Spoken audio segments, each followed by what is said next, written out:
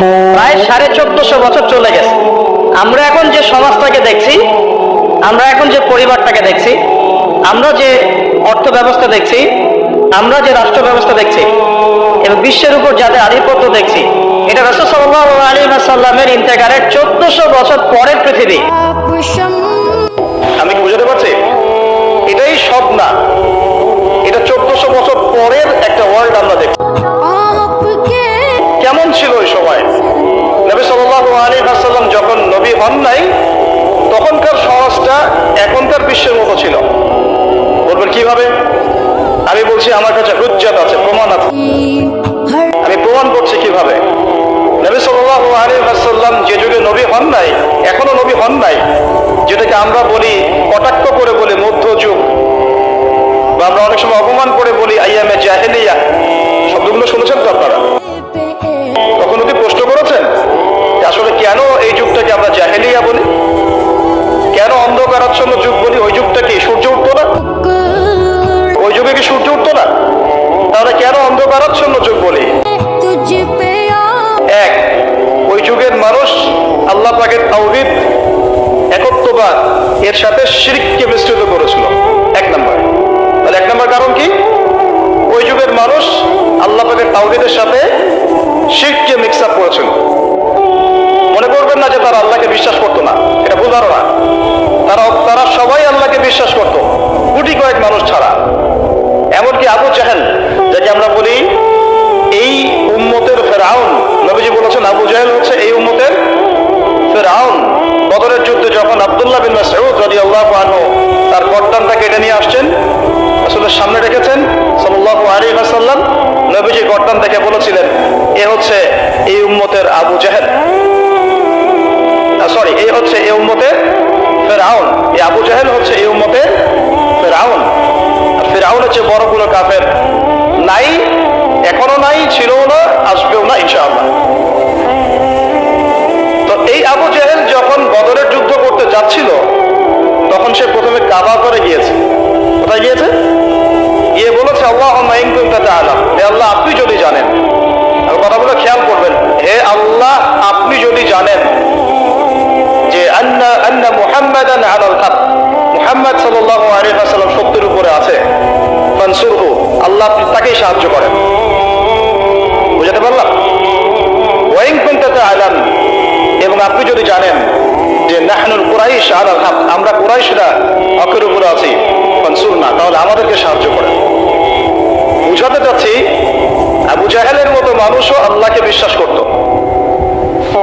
আইয়ামে জাহিলিয়াত মানে এমন নয় যে ওরা সবাই নাস্তিক ছিল, না, নট এট অল, মোটেই এমন নয়। তারা আল্লাহকে বিশ্বাস করতো। তাহলে আল্লাহ পাক তাদেরকে কাফের কেন বলছেন? উত্তর সূরা জুমারের মধ্যে আছে। তারা লাত, উজ্জা, হুবল, মানাত এগুলোর পূজা করত, মূর্তি পূজা করতো। এটা তো আপনারা জানেন। তারা বলতো, তাদের যুক্তি ছিল, না না'বুদুহুম, আমরা শুধুমাত্র এই কারণেই তাদের ইবাদত করি, ইল্লা লিয়ুকাররিবুনা ইলাল্লাহি যুলফা, এরা আমাদেরকে আল্লাহ পর্যন্ত পৌঁছে দিবে। নাউযুবিল্লাহ। তাহলে রিজনটা কি? দলিল আদিল্লাহ কি তাদের মূর্তি পূজার পিছনে? আমরা এগুলোর মধ্য দিয়ে আল্লাহর নৈকট্য অর্জন করতে চাচ্ছি। তারপরে তারা সবাই আল্লাহকে বিশ্বাস তো করতো যে একজন আল্লাহ আছেন। এখনকার বিশ্বের দিকে তাকিয়ে দেখুন, ওই একই শিরকের ছোঁয়া সব জায়গায় লেগে গেছে। মানুষ আল্লাহকে বিশ্বাস করে, কিন্তু ইবাদত বন্দেগীর জীবনে গিয়ে আল্লাহর সাথে অন্যকে শরীক করছে। ইকোনমিতে গিয়ে আল্লাহর সাথে অন্যকে শরীক করছে। পলিটিক্স করতে গিয়ে আল্লাহর সাথে অন্যকে শরীক করছে। ওয়ার্ল্ড অ্যাফেয়ার্সকে ডিল করতে গিয়ে আল্লাহর সাথে অন্যকে শরীক করছে। মানুষ আল্লাহকে বিশ্বাস করে এখন মুশরিক হচ্ছে। আপনি কোন সেন্সে ওইটাকে আইয়ামে জাহিলিয়াত বলছেন, আর এখনকার যুগটাকে পুত পবিত্র বলছেন? এগিয়ে যাওয়ার যুগ, সায়েন্স এন্ড টেকনোলজির যুগ। দেখাচ্ছি আপনাকে টেকনোলজিকে আগে বলে। সুলাইমান আলাইহিস সালামের সময় বিশ্বে এমন প্রযুক্তি ছিল, এই প্রযুক্তির ধার কাছেও কোনোদিনও এই বিশ্ব আর যেতে পারবে না। আমি আমার হ্যাডসেট নিচ থেকে কথা বলছি না, এগুলো দলিল আছে সূরা সাবার মধ্যে, সূরা নামলের মধ্যে, অন্য অনেক জায়গায়, যে আল্লাহ রাব্বুল আলামিন সুলাইমান আলাইহিস সালামকে এমন রাজত্ব দিয়েছিলেন, এমন সুপ্রিম অথরিটি, ক্ষমতা, পাওয়ার, টেকনোলজি, পৃথিবীতে কখনো ছিল না, কিয়ামত পর্যন্ত আসবেও না। এখন পর্যন্ত কোনো টেকনোলজি আসে নাই যে আমি এই চেয়ারটাকে বলবো চলো আমাকে ঢাকায় নিয়ে নামাই দিবে, তাও আবার 1 সেকেন্ডের মধ্যে। কতটুকু সময়? এখন পর্যন্ত কোনো টেকনোলজি আসে নাই যে আমি চোখের পলক ফেলবো এইটুক সময়ের মধ্যে আমার স্ত্রীকে আমার পাশে নিয়ে বসাই দিবে। আসছে? সুলাইমান আলাইহিস সালামের সময় এমন ছিল। সাগর থেকে মুক্তা মণিমুক্তা আরোহণ করে এটা দিয়ে অট্টালিকা নির্মাণ করা হতো। তিনি জিন জাতিকে দিয়ে কাজ করাতে পারতেন। তিনি যাচ্ছেন রাস্তায়, পিঁপড়াটা গল্প করছে, এই সবাই গর্তে ঢুকো, সুলাইমান আসলে তোমাদেরকে পিষে ফেলবে। আর তিনি মুচি মুচি হাসছেন, পাখির ভাষাও বুঝতে পারছেন, পিঁপড়ার ভাষাও বুঝতে পারছেন। তার বাবা দাউদ আলাইহিস সালাম জাবুর তেলাওয়াত করছেন, এই সাগরের মাছ সব কাছে চলে আসছে জাবুর শোনার জন্য। এমন প্রযুক্তি আপনি এখনো বের করতে পেরেছেন? সভ্যতার যে বড়াইটা আমরা করি, এটা একটা কি অহংকার? এটা কি আল্লাহ পাক এর জন্য বলেছেন আমি কত কওমকে এর আগে ধ্বংস করেছি, কত যে কওমকে আমি ধ্বংস করেছি। সিরু ফিল আরদি ফানজুরু কাইফা কানা আকিবাতুল মুকাদ্দিবিন। তোমরা এই জমিনে বিচরণ করতে থাকো, দেখো যারা আল্লাহকে অস্বীকার করেছিল তাদের কি পরিণতি হয়েছে। তো আমরা এখন যেটাকে নিয়ে দাবি করি এটা সর্বোচ্চ স্তর নয় প্রযুক্তির। যে জায়গা থেকে এখানে চলে আসলাম, যে কোথায় ছিলাম আমরা? এই জামানাতেও আমরা শিরক করছি কিন্তু আল্লাহকেও বিশ্বাস করছি। প্রত্যেকটা সেক্টরে শিরক হচ্ছে। ডিটেলস বলার মতো জায়গাও এটা না এবং এত সময় আমার হাতে নাই। আমি খালি সেক্টরগুলো বলে দিই। 1, এডুকেশন সেক্টর, শিক্ষা সেক্টর, এখানে শিরকের উপর শিরক হচ্ছে। আপনি যদি বিচক্ষণ হয়ে থাকেন, স্টাডি করেন, পড়াশোনা করেন, একটা অনেস্ট মন রাখেন, আগে সৎ একটা মন রাখেন। ডানে গেলে ডানে যাব, বামে গেলে বামে যাব, আমি নিউট্রাল থাকবো, আমি কোনো পক্ষ আগে নিব না, আমি যাচাই বাছাই করে দেখবো কথাটা সত্য না মিথ্যা। শিক্ষা ক্ষেত্রে শিরকের উপর শিরক হচ্ছে, শিরকের উপর শিরক। আজকে থেকে 25 বছর 30 বছর আগে যতটা শিরক ছিল না, এখন তার চেয়ে বেশি শিরক চলে আসছে। এমন এমন শিরক আসছে যেগুলোর প্রতি ঈমান রাখলে আপনার ঈমান ভঙ্গের 10টা কারণ আছে। এই 10 কারণের মধ্যে পড়ে যাবেন, আবার নতুন করে কালিমা শাহাদা দিয়ে ইসলাম কবুল করতে হবে। নতুন করে কালিমা শাহাদার সাক্ষ্য দিয়ে আবার মুসলিম হতে হবে। যতই দাম্ভিকতা দেখান, কবরে আপনাকেও যেতে হবে, কিচ্ছু করার নাই তখন। এখন যদি সলিউশনে না আসি, সংশোধন না করি, তাহলে অনেক দেরি হয়ে যাবে। এখনকার টিকটক জেনারেশনটা বিগত 30 বছরের মেহনতের ফসল। পশ্চিমাদের বিগত 30 বছরের মেহনতের ফসল এখনকার টিকটক জেনারেশন। ওরা মেহনত চালিয়ে যাচ্ছে, না জানি আরো 30 বছর পরে কোন টপ জেনারেশন আসবে আল্লাহ ভালো জানে। এটা কমন সেন্সহীন, জীবনের উদ্দেশ্যহীন, একটা বুদ্ধিবৃত্তিক প্যারালাইজড প্রজন্ম। না জীবনের কোনো উদ্দেশ্য আছে, না কোনো পড়াশোনা করে, আর না একটু ভালো করে খেলাধুলা করে, আর না শরীর চর্চা করে, আর না কিছু লিখে, আর না কিছু জাতিকে কিছু দিচ্ছে, আর না পলিটিক্সে কোনো আগ্রহ আছে, আর না ইকোনমিক্সে কোনো আগ্রহ আছে, না ওয়ার্ল্ড অ্যাফেয়ার্স সম্পর্কে কোনো সচেতনতা আছে, না মুসলিম উম্মার এই দুরবস্থায় তার ভূমিকা রাখার কোনো ইচ্ছাও পর্যন্ত আছে। না সালাত আদায় করে, না কোরআন তেলাওয়াত করে, আর না ওযু করতে জানে ঠিকভাবে, আর না ফরজ ওয়াজিব সুন্নাত মুস্তাহাব জানে, আর না ফিকহুল মুয়াসসারের মতো সহজ ফিকহের কিতাবগুলো তার আয়ত্ত করা আছে, না কোনো আলেমের সাথে সম্পর্ক আছে, না কোনো ইসলামিক স্কলারের কাছে সম্পর্কিত হয়, আর না মাদ্রাসায় যায়, আর না ইসলামের বেসিক ফান্ডামেন্টাল নলেজ অর্জন করে। জীবনের উদ্দেশ্যই নাই, শুধু মেয়ের পিছনে, শুধু মাদকের পিছনে, ড্রাগসের পিছনে, কোনো সময়ে মারামারি দাঙ্গা হাঙ্গামা করছে, কোনো সময় দেখা যায় বাইক কাবরায় বেড়াচ্ছে। বাবা বিত্তশালী, বাবার অনেক টাকা আছে, ব্যাস কিনে দিয়েছেন, বাইক চলছে, পিছনে একটা বেহায়া বেশ্যা মেয়ে নিয়ে ঘুরছে। এ মেয়েটাও বেহায়া, শব্দটা ইউজ করতে চাইনি আমি আমি আমি এখানে জানি অনেক মা বোন আছেন, শব্দটা আমি ইউজ করতে চাই নাই, কিন্তু আমার ভিতরে এমন ক্ষোভ এদেরকে দেখলে হয় যে মুখ থেকে বের হয়ে গেল। একটা মেয়েকে আল্লাহ পাক সৃষ্টি করেছেন কি জন্যে? যাতে সে ইসমাইল আলাইহিস সালামের মতো সন্তান জন্ম দিতে পারে। এই বাইকের পিছনে ঘোরা মেয়েটা কি আপনাকে এরকম সন্তান দিতে পারবে? আপনি তো বোকা।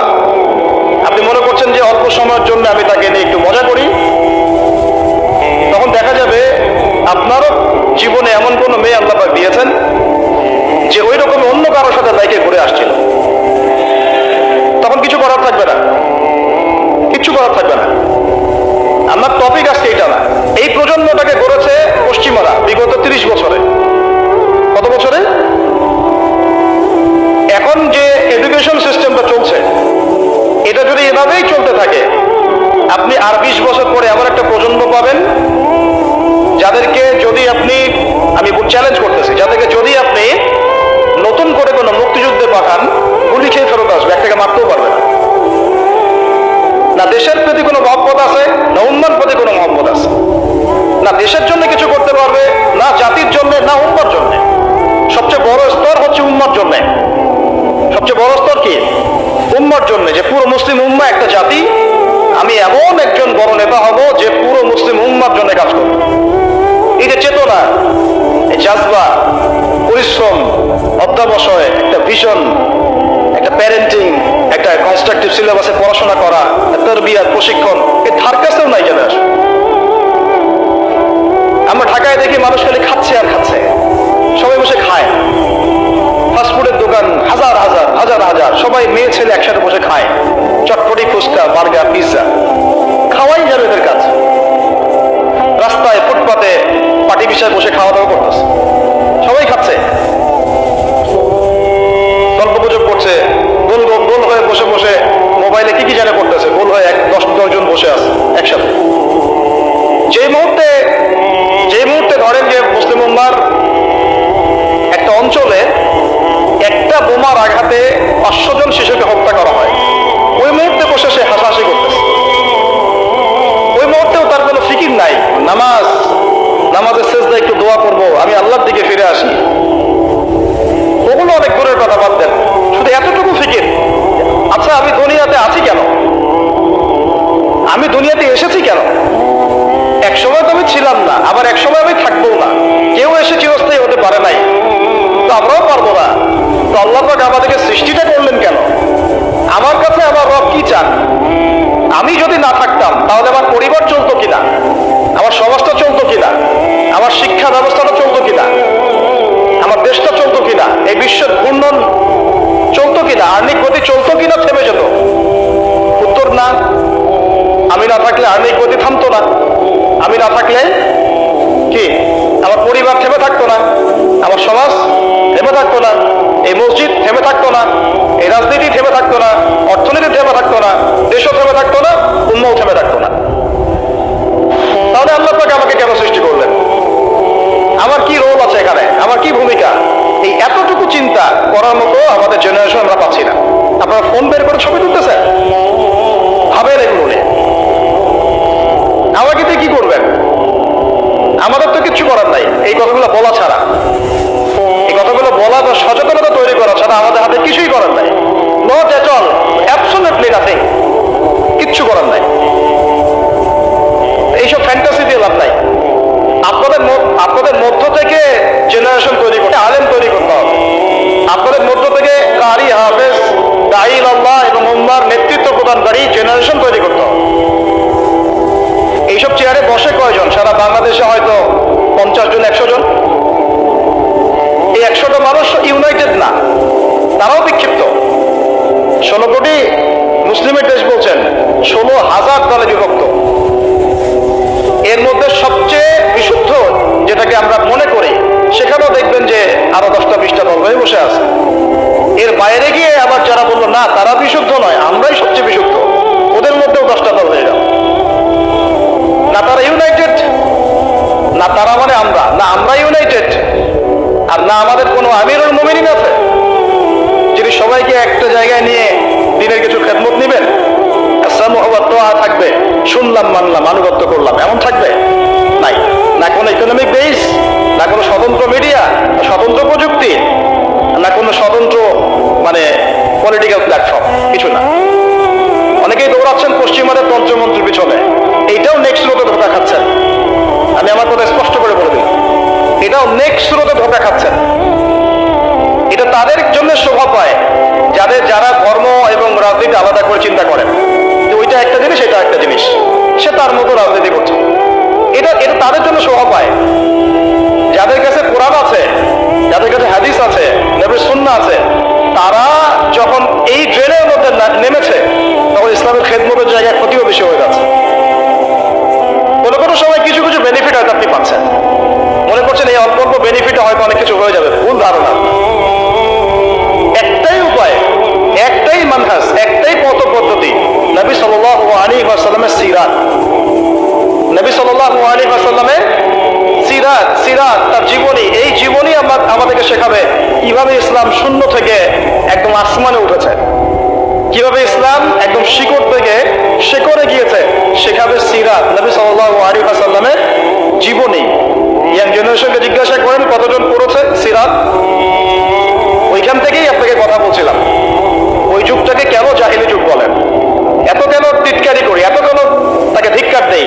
কারণ ওই যুগে শিরক ছিল, শিরক আকবার। এখনকার বিশ্বে শিরক আকবার দিয়ে ভর্তি। কোন কোন সেক্টরে বলছিলাম, এডুকেশনে আছে শিরক, ইকোনমিক্সেও শিরক আছে। এটা বোঝার জন্য অনলাইনের ব্রাদার সিস্টার্সরা আপনাকে হেদায়েত দিতে পারবেন। এটা বোঝার জন্য আপনাকে এমন স্কলারশিপের কাছে আসতে হবে যারা কোরআন এবং হাদিসকে দিয়ে বর্তমান ইকোনমিকে ডিল করতে পারে। শুধু সেকুলার ইকোনমি আর শুধু ইসলামিক ইকোনমি দিয়ে হবে না, দুটোকে কম্বাইন করতে পারে যারা, এ ধরনের স্কলারশিপের কাছে আসেন, আপনাকে বুঝিয়ে দিবে এখানে অর্থনীতির মধ্যে শিরক আছে কোথায় কোথায়।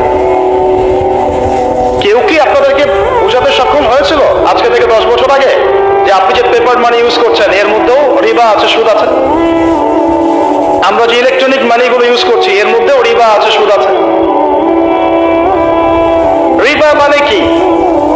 রিবা সমান সমান নিজের মায়ের সাথে সেক্স করা।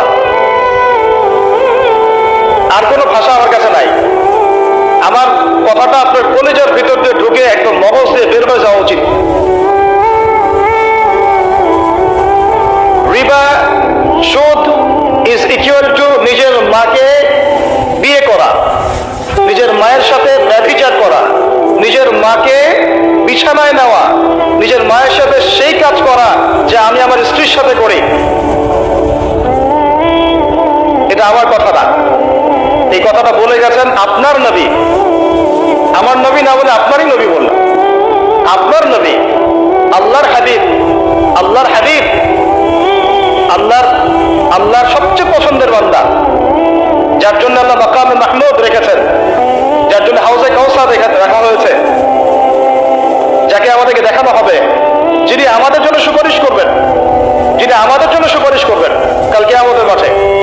তিনি বলেছেন রিবার পাপের 70টা শাখা আছে। কতগুলো? তার সবচেয়ে নিচের শাখা হলো নিজের মায়ের সাথে জেনা করা।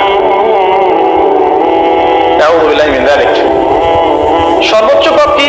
তাহলে সূরা বাকারার 279 থেকে পড়া শুরু করেন। আল্লাহ পাক বলছেন সর্বোচ্চ স্তরটা কি? রিবা। রিবা সমান সমান আল্লাহর সাথে যুদ্ধ করা। 2, রিবা সমান সমান তার রাসূলের সাথে যুদ্ধ করা। পুরো বিশ্ব এখন আল্লাহ এবং তার রাসূলের সাথে যুদ্ধ করছে। পুরো ওয়ার্ল্ডটাই এখনকার এই যুগ, এই জেনারেশন। আইয়ামে জাহেলিয়াতের সুদটা ছিল শুধু মক্কায়, হয়তো একটু মদিনায়, হয়তো একটু আরবের জাজিরার মধ্যে, এতটুকু জায়গায়। এখন পুরা গ্লোবালাইজেশন হয়েছে এবং সবাই আমরা মাশাআল্লাহ নাউজুবিল্লাহ কোনো না কোনো ভাবে সুদভিত্তিক অর্থনীতির সাথে জড়িত আছে। ফেডারেল রিজার্ভ ব্যাংকের আন্ডারে, ওয়ার্ল্ড ব্যাংকের আন্ডারে, IMF এর আন্ডারে যত সেন্ট্রাল ব্যাংক আছে কেউ সুদমুক্ত থাকতে পারবে না। আপনি গভর্নমেন্টকে দোষ দিয়েন না, গভর্নমেন্টকে দোষ দিয়ে লাভ নাই, কিছু করতে পারবেন না। শিরকের গোড়া হচ্ছে এখন ওই পশ্চিমা শক্তিটা, একদম শিরকের গোড়া, তাগুতের গোড়া, যত শয়তানি অন্যায়ের মূল গোড়াই জায়গা। আর এরা এমন ভাবে ইউনাইটেড হয়েছে, এবং ইউনাইটেড নেশনস তো ফর্ম করেছে 1945 এর পর থেকেই, এমন ভাবে ইউনাইটেড হয়েছে, এদের স্বার্থটাই হচ্ছে পশ্চিমাদের জয় জয়কার যেন হয়, মুসলমানদের মেসাকার যেন হয়। এটাই তাদের ভিশন ছিল। এই ভিশনে বিগত 100 বছর থেকে আমরা হাঁটছি। আর এটাই জায়নিস্টদের ভিশন ছিল। কারা? এরা ইহুদি খ্রিস্টানদের মধ্যে একটা জাতি, একটা গ্রুপ, যারা এই ওয়ার্ল্ডটাকে রুল করতে চায়, শাসন করতে চায়। এখনো চোখে আঙ্গুল দিয়ে দেখাতে হবে যে তারা ওয়ার্ল্ডকে শাসন করছে? বেশক করছে। একদিনে যদি 500 কেন 5000 বাচ্চাকেও মেরে শেষ করে ফেলে, তবুও তাদের এগেনস্টে কোনো পদক্ষেপ তারা নেবে না, কোনো পদক্ষেপ নেবে না। তারা জালেমদের বিরুদ্ধে কোনো পদক্ষেপ নেবে না, বরং তারা বলবে আমরা আমাদের মিত্রদের পাশে আছি। এরপরেও আপনাকে আমাকে দাজ্জাল চিনাতে হবে, দাজ্জালের ফলোয়ার্স চিনাতে হবে, এবং ওদের এজেন্ডা আপনাকে এখনো বোঝাতে হবে। ওরা কাউকে ছাড়বে না, একটা একটা করে ধরবে, একটা একটা করে আগাবে, একটা একটা করে ধরবে, একটা একটা করে আগাবে। এই সাবকন্টিনেন্টকে নিয়ে ওদের এত মাথা ব্যথা কেন? এই জায়গাটার মধ্যে অনেক কিছু হবে ইন ফিউচার, এই জায়গাটাকে তো অনেক মাথা ব্যথা। এবং আমি জানি না এই বিষয়গুলো আমাদের বড়রা বোঝেন কিনা, বা কতটুকু বোঝেন। হয়তো তারা বুঝলেও শুধু ওয়ার্ল্ড অ্যাফেয়ার্স এর চোখ দিয়ে বোঝেন, কোরআন সুন্নাহর চোখ দিয়ে তো বুঝেন না। আল্লাহ রাব্বুল আলামিন তাদেরকে বন্ধুরূপে গ্রহণ করতে নিষেধ করেছেন আমাদেরকে। সূরা মাইদা খুলে পড়ে দেখেন, কোরআন তো আপনার বাসাতেও আছে। আল্লাহ পাক বলেছেন লা তাত্তাখিযুল ইয়াহুদা ওয়ান নাসারা আউলিয়া বা'দুহুম আউলিয়াউ বা'দ। হে মুমিনগণ, তোমরা এই ইহুদি এবং নাসারাদেরকে বন্ধুরূপে গ্রহণ করো না। বিজনেস করতে আল্লাহ নিষেধ করেন নাই, বিজনেস, বাণিজ্য, ট্রেড, এগুলোতে আল্লাহ পাক নিষেধ করেন নাই। আল্লাহ বলেছেন ওদেরকে অ্যালায়েন্স হিসেবে গ্রহণ করো না, বন্ধুরূপে গ্রহণ করো না। বা'দুহুম আউলিয়াউ বা'দ, তারা একে অপরের বন্ধু। ওয়ালা ইয়াতাওয়াল্লাহুম মিনকুম ফাইন্নাহুম মিনহুম, তোমাদের মধ্যে কেউ যদি ওদের দিকে মুখ ফেরাও, তুমি তাদের অন্তর্ভুক্ত হয়ে যাবে। ইন্নাল্লাহা লা ইয়াহদিল কওমাজ যালিমিন, আল্লাহ জালেমদেরকে হেদায়েত দিবেন না। বা'দুহুম আউলিয়াউ বা'দ, তারা একে অপরের বন্ধু। এখনো কি আপনাদেরকে চোখে আঙ্গুল দিয়ে বোঝাতে হবে যে জারজ রাষ্ট্রটা টিকে আছে পশ্চিমাদের সমর্থনে? 1914 সাল থেকে শুরু করে এই পর্যন্ত আমি হিসেব দিতে আসিনি এখানে কতজন মুসলিম ভাইকে তারা হত্যা করেছে, কতগুলো ভূমি তারা দখল করেছে, কতগুলো শিশুকে হত্যা করেছে, কতগুলো মা বোনকে উঠিয়েছে আর ধর্ষণ করেছে। এই পরিসংখ্যান দেওয়ার গায়েরও তামান নাই, কারণ এটা আমাদের নেগেটিভ, আমাদের জন্য নেগেটিভ হবে। বলতে গেলে আমাদের ত্রুটি বা আমাদের শূন্যতা, আমাদের দুর্বলতা সবার সামনে প্রকাশ করা হবে, এই জন্য আমরা বলতে যাচ্ছি না। ডক্টর আলী মোহাম্মদ সাল্লাবি তার বইগুলো পড়ে দেখেন, হিস্ট্রির, ডক্টর রাগিব সার্জনের বইগুলো পড়ে দেখেন, একটা পরিসংখ্যান পাবেন। পুরো জায়গাটাই কেন এত আগ্রহ এই জায়গাটা নিয়ে? কারণ তারা এখান থেকে দাজ্জালের রাষ্ট্রটা কায়েম করতে চায়। দাজ্জালের রাষ্ট্র কোনটা হবে? মিশরের নীলনদ থেকে শুরু করে এই ইরাকের ইউফ্রেটিস নদী পর্যন্ত পুরো হোলি ল্যান্ডটাই তারা দখল করতে চায়। পুরো বিশ্বের যত পলিটিক্যাল অ্যাফেয়ার্স সবকিছু এই বিষয়টাকে কেন্দ্র করে হচ্ছে, কারো চোখ খুলতেছে না এখনো। এদের যত কিছু তারা ওয়ার্ল্ডে করছে, বিগত 100 বছরে করে যাচ্ছে, এটা শুধু জেরুজালেমের জন্য।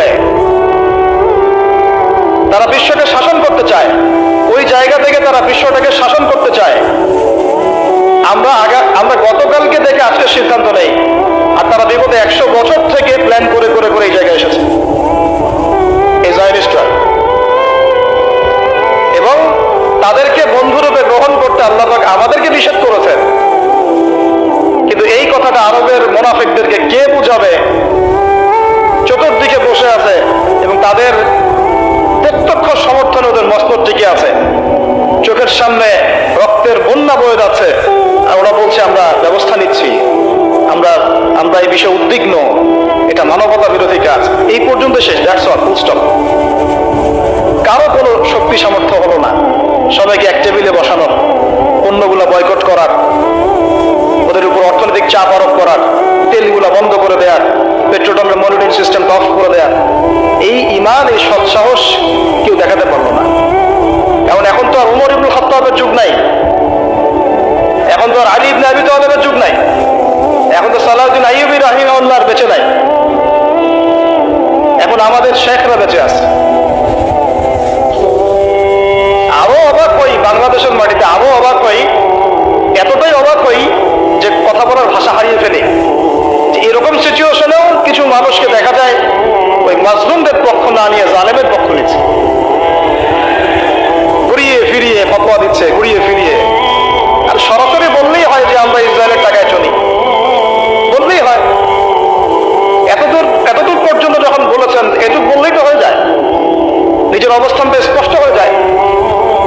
না আছে ইতিহাসের জ্ঞান, না সত্যিকার অর্থে আকীদা মানহাজের জ্ঞান আছে, আর না সত্যিকারের সিরাত বোঝে, আর না দিন কায়েমের কোনো জাজবা আছে। আমাকে একটা প্রশ্ন উত্তর দেন, যদি আল্লাহ না করুক, যদি আল্লাহ না করুক মদিনা মুনাওয়ারায় কেউ হামলা করে, যদি আল্লাহ না করুক, ইতিহাসে কিন্তু করা হয়েছে অনেকবার, ইতিহাস পড়ে দেখবেন। এখন যদি কেউ করে, এটা কি শুধুমাত্র সৌদি আরবের অভ্যন্তরীণ সমস্যা থাকবে? ওরা সামাল দিবে, আমরা কিছু বলবো না, আমরা নিন্দা, আমি শুধু বলবো আমরা উদ্বিগ্ন, নিন্দা জানাই। আচ্ছা, হামলা করে যদি পুরো জায়গাটা মদিনাটা দখলই করে ফেলায় এবং মদিনাবাসীকে কাটা শুরু করে, গুলি করে ব্রাশ ফায়ার করা শুরু করে, আমরা কি বলবো এটা সৌদি আরবের অভ্যন্তরীণ সমস্যা, এটা তারা সামাল দেখ। এবং তখন যদি কিছু ভাই, ওই আরবেরই কিছু ভাই অস্ত্র নিয়ে প্রতিহত করা শুরু করে, তখন নিশ্চয়ই আমরা ওদেরকে বলবো ওদের আকীদা ঠিক নাই, ওদের মানহাজ ঠিক নাই, ওদের কাজটা ভুল, ওরা আত্মঘাতী সিদ্ধান্ত নিচ্ছে, বা ওরা ভুল করছে, পাগলামি করছে, নিশ্চয়ই আমরা এগুলো বলবো না। তখন যদি কেউ এরকম কথা বলতে পারে, তাকে আপনি মুনাফিক ছাড়া আর কি শব্দ বলতে পারেন? আর কিছু আছে শব্দ প্রয়োগ করা? আরেকটা কথা বলতে পারেন, একটা হাদিসে আসছে, যখন তোমার লজ্জা থাকবে না তখন তুমি যা ইচ্ছা তাই করতে পারো। এটা হাদিস। যখন তোমার লজ্জা থাকবে না তুমি যা ইচ্ছা তাই করতে পারো, যা ইচ্ছা তাই করতে পারো। আমাকে উত্তর দেন, যদি এখন এই আক্রমণগুলো ইহুদিরা এখানে আকসায় না করে এইখানে করতো, মক্কায় যেখানে মসজিদে হারাম আছে, কাবা আছে, ওখানে একটা মিসাইল ফেলতো, আমরা নিশ্চয়ই বলতাম এটা সৌদি আরবের অভ্যন্তরীণ সমস্যা, এটা ওরা সামাল দিবে। আমরা শুধু দোয়া করব আল্লাহ আবাবিল পাখি পাঠিয়ে ইহুদিদেরকে হত্যা করে, তাই না? আর আল্লাহ পাকও নিশ্চয়ই আবাবিল পাঠাবেন। মনে রাখবেন, এটা আবাবিল পাখি আসার যুগ নয়, এটা আবরাহার যুগ নয়, এটা আবরাহার যুগ নয় যে আবাবিল পাখি, আবাবিল আসবে, আবাবিল পাখির নাম নয়, আবাবিল মানে ঝাঁকে ঝাঁকে, তৈরন আবাবিল, আবাবিল মানে ঝাঁকে ঝাঁকে। এটা আবাবিলের যুগ নয়, আবরাহার যুগ নয় যে আবাবিল এসে আপনাকে উদ্ধার করবে বিপদ থেকে। এটা মূসার যুগ নয় আলাইহিস সালাম, যে আকাশ থেকে মান্নার সালোয়ার করবে, রিজিকের জন্য আপনাকেই বের হতে হবে, আল্লাহর উপর তাওয়াক্কুল করতে হবে। এটা কোন যুগ? আল্লাহ বলছেন এটা এই যুগ। ইন তানসুরুল্লাহ ইয়ানসুর, তোমরা যদি আল্লাহকে সাহায্য করো তবেই আল্লাহ তোমাদেরকে সাহায্য করবেন। একদম স্পষ্ট শুনে রাখেন। এখন আসমান থেকে ফেরেশতা নামবে না, এখন আমাদের জন্য এখন নামবে না। তোমরা যদি আল্লাহর দ্বীনকে সাহায্য করো তবেই আল্লাহ তোমাদেরকে সাহায্য করবেন। ওই উসাব্বিত আকদামাকুম, তোমাদের পা আল্লাহ পাক শক্তিশালী করবেন, দৃঢ় রাখবেন। এটা এই যুগ। এটা কোন যুগ? আল্লাহ বলছেন ইন্নাল্লাহা লা ইউগাইয়িরু মা বিকওমিন, আল্লাহ পাক কোন কওমের অবস্থা ততক্ষণ পরিবর্তন করেন না, হাত্তা ইউগাইয়িরু মা বিআনফুসিহিম, যতক্ষণ না তারা নিজেরাই নিজেদের অবস্থা পরিবর্তনের চেষ্টা করে। এটা এই যুগ। এখন আপনার জন্য আবাবিল আসবে না। এটা কোন যুগ? আল্লাহ বলছেন ওয়াইন তাতাওয়াল্লাউ, যদি তোমরা চেষ্টা না করো, মুখ ফিরায় চলে যাও, ইয়াস্তাবদিল কওমান গায়রাকুম, আল্লাহ তোমাদের সবাইকে সরিয়ে দিবেন, দিয়ে নতুন একটা কওম নিয়ে আসবেন। তোমরা লা ইয়াকুনু আমসালাকুম, তারা তোমাদের মতো অপদার্থ হবে। আমাদেরকে সরাতে আল্লাহ পাকের কি দরকার হয়? একটা ভাইরাস, একটা মহামারী, একটা ভূমিকম্প, আজকে একটু নড়া দিয়েছে না, এগুলো কিচ্ছু না, এগুলো ওয়ার্নিং আসতেছে। কারণ মহামারীর পরে সালাওয়াতু জালাজিল আসবে, হাদিসে আসছে। ভূমিকম্প শুধু না, ভূমিকম্পের বছরগুলো আসছে সামনে। সালাওয়াতু জালাজ, সালা মানে একটা বছর, সালাওয়াত মানে অনেকগুলো বছর, জালজালা মানে ভূমিকম্প, জালাজিল ভূমিকম্পের বহু বছর, সালাওয়াতু জালাজিল মানে ভূমিকম্পের বছরগুলো তোমাদের সামনে আসছে। কে বলেছেন এটা? নবী সাল্লাল্লাহু আলাইহি ওয়াসাল্লাম। এখন পর্যন্ত কি বিশ্ব দেখেছে যে কয়েক বছর ধরে ভূমিকম্প হচ্ছে? ইতিহাস পড়ে দেখেন তো কখনো এসেছিল? তার মানে সামনে আসবে। কেন আসবে না?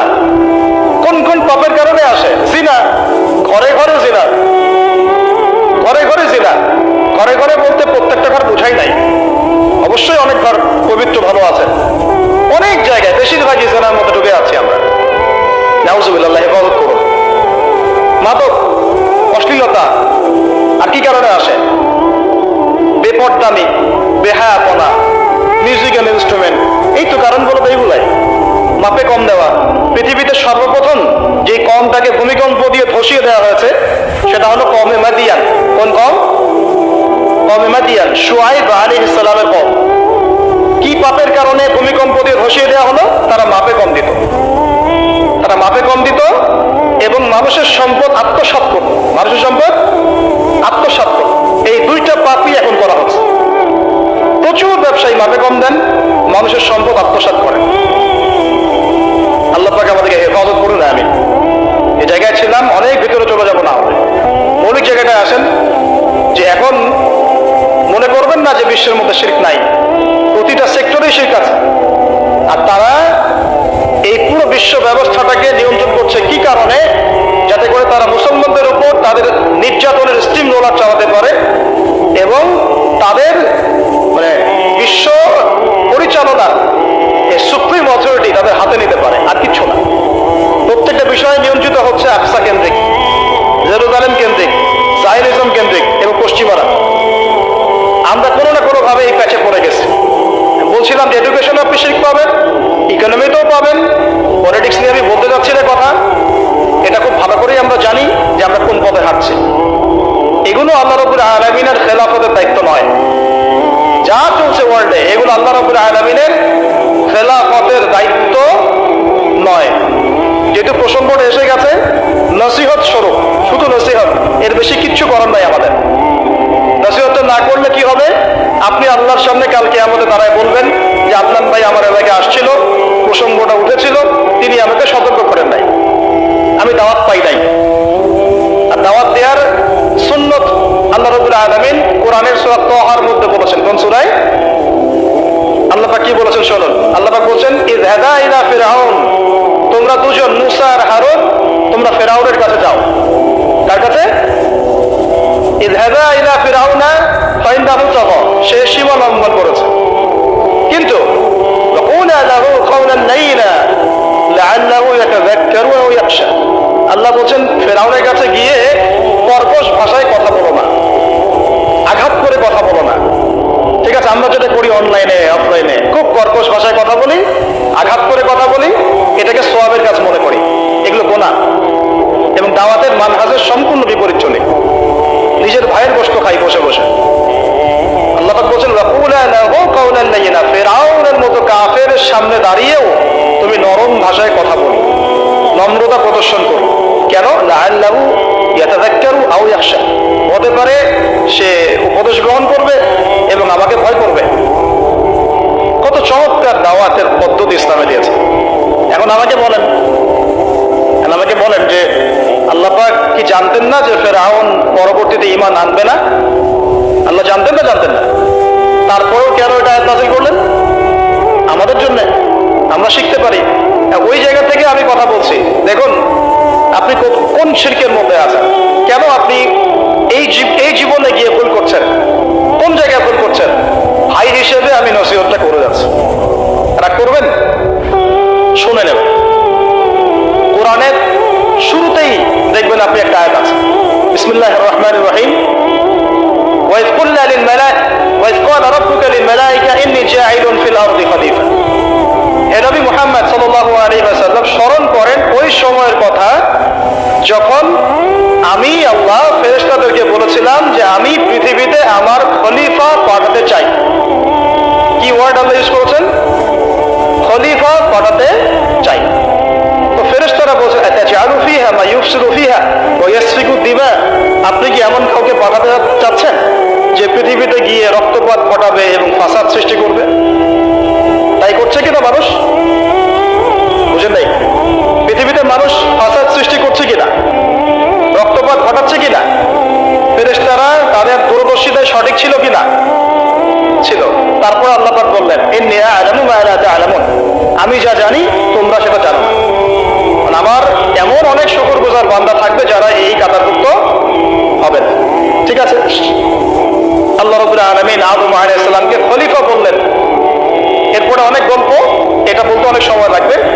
নাম শিক্ষা দিলেন, সমস্ত নাম, নাম মানে জ্ঞান, সমস্ত জ্ঞান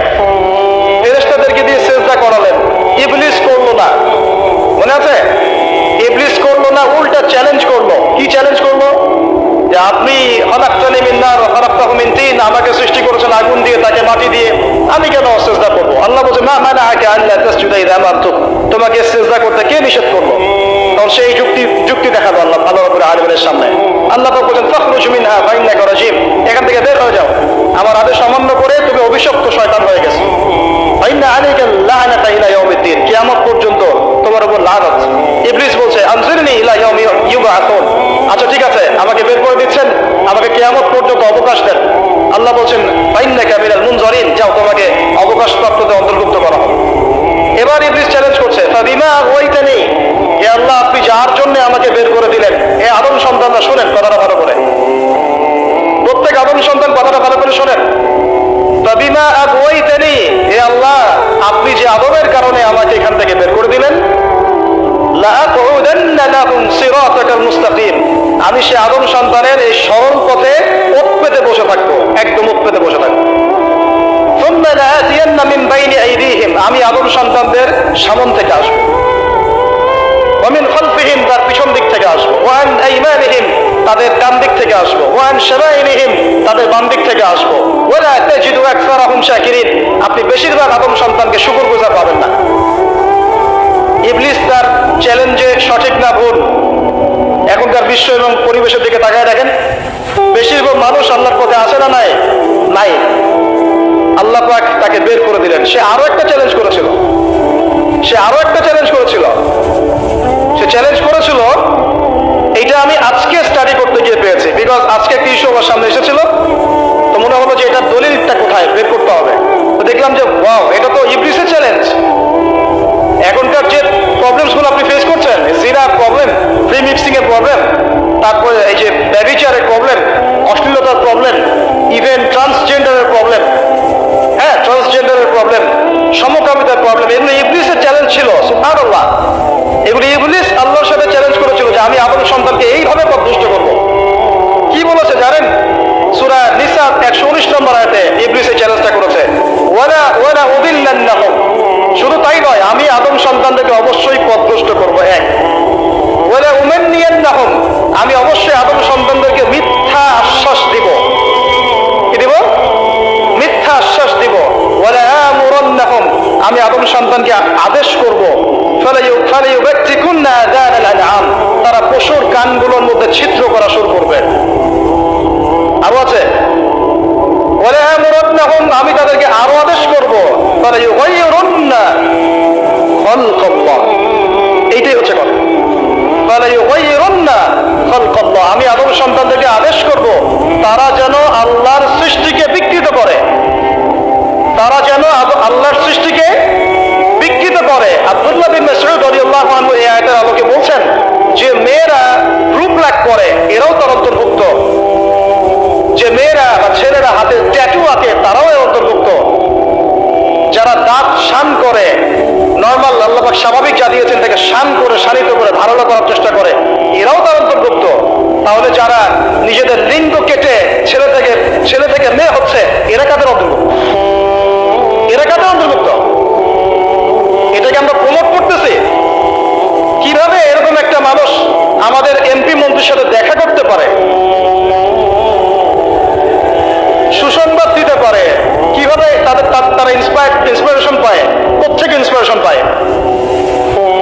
এটা একটা ছেলে, বাহ্যিকভাবে ছেলে, মানসিকভাবে মেয়ে। মনে রাখবেন ট্রান্সজেন্ডার প্রবলেম আর হিজড়ার সমস্যা এক নয়। হিজড়ার সমস্যাটা জন্মগত সমস্যা, এটার বিধান ইসলামে আছে, কোরআন সুন্নাহ এটার বিধান আছে। আয়েশা রাদিয়াল্লাহু আনহার কাছে একজন হিজড়া এসেছিল, নবী সাল্লাল্লাহু আলাইহি ওয়াসাল্লাম তাকে বলেছিলেন যে তার মধ্যে যদি পুরুষের স্বভাব বেশি থেকে থাকে তাহলে তার কাছ থেকেও আমাদেরকে পর্দা করতে হবে। কথা বুঝতে পারছেন? তার মধ্যে যদি পুরুষের স্বভাব বেশি থাকে তাহলে মেয়েরা তার থেকে পর্দা করতে হবে। এমন ভাবার সুযোগ নাই যে সে তো তৃতীয় লিঙ্গের মানুষ, পর্দার দরকার নাই। নো, তো হিজড়ার প্রবলেমটা ইসলামে আছে, সলিউশন ইসলামে আছে। এটা কি সমস্যা? ট্রান্সজেন্ডার সমস্যা। সে বলছে আমি ফিজিক্যালি মেল কিন্তু মেন্টালি ফিমেল। তাহলে একটা মানুষের যদি ফিজিক্যাল স্ট্রাকচার পুরুষের হয় আর মানসিকতা যদি মেয়েদের হয়, তাহলে চিকিৎসা তো করতে হবে মানসিক অবস্থা, তাকে মানসিক ট্রিটমেন্ট দিয়ে তাকে পুরুষ বানাতে হবে। এটা হলো ইসলামিক ট্রিটমেন্ট। আর আপনি এখানে আমরা এরা কি করছে? বাহ্যিকভাবে পুরুষাঙ্গ কেটে ফেলে, পুরুষের যে অন্ডকোষ সেটা সব কেটে ফেলে সে ওইখানে সার্জারি করে মেয়ে হচ্ছে, এবং বুকের মধ্যে স্তনের মধ্যে সার্জারি করে মেয়ে হচ্ছে। এটা হলো ট্রান্সজেন্ডার। ওয়ালা আমুরান্না ওয়ালা আমুরান্নাহুম ফালায়ুগাইয়িরুন্না খালকাল্লাহ। তারা আল্লাহ পাকের সৃষ্টিকে বিকৃত করবে। এই যে শয়তান চ্যালেঞ্জ করেছে, এখন দেখেন ওই যুগ চলছে, ওই যুগে আমরা চলে আসছি। শয়তান চ্যালেঞ্জ করেছিল সামন থেকে আসবো, সামন থেকে আসবো মানে কি স্পষ্ট কুফর শিরক এগুলো নিয়ে আসবে, চিনতে পারবেন স্পষ্ট কুফর শিরক। পিছন থেকে আসবো, পিছন থেকে আসবো মানে কি এমন কিছু নিয়ে আসবে আপনি চিনতে পারবেন না কোনটা সত্য কোনটা মিথ্যা। ডান দিক থেকে আসবো মানে কি আপনাকে দুনিয়া নিয়ে আসবে, দুনিয়ার চিন্তা পেরেশানি দিয়ে দিবে। বাম দিক থেকে আসবো মানে কি পরকালের ফিকির আপনাকে বিভ্রান্ত করে রেখে দিবে, নেক্সট লোকে ধোকা খাওয়াই দিবে। এখানে বলছে আমি অবশ্যই পথভ্রষ্ট করব, এরা পশুর কান ছিদ্র করবে এবং আল্লাহর সৃষ্টিকে তারা বিকৃত করবে। আব্দুল্লাহ বিন মাসউদ রাদিয়াল্লাহু আনহুর যুগে তো এরকম জেনারেশন ছিল না, তাই তিনি এই কথাটা বলতে পারেন নাই। তখন তিনি বলেছেন গ্রুপ লাইক করলেও এর অন্তর্ভুক্ত হবে,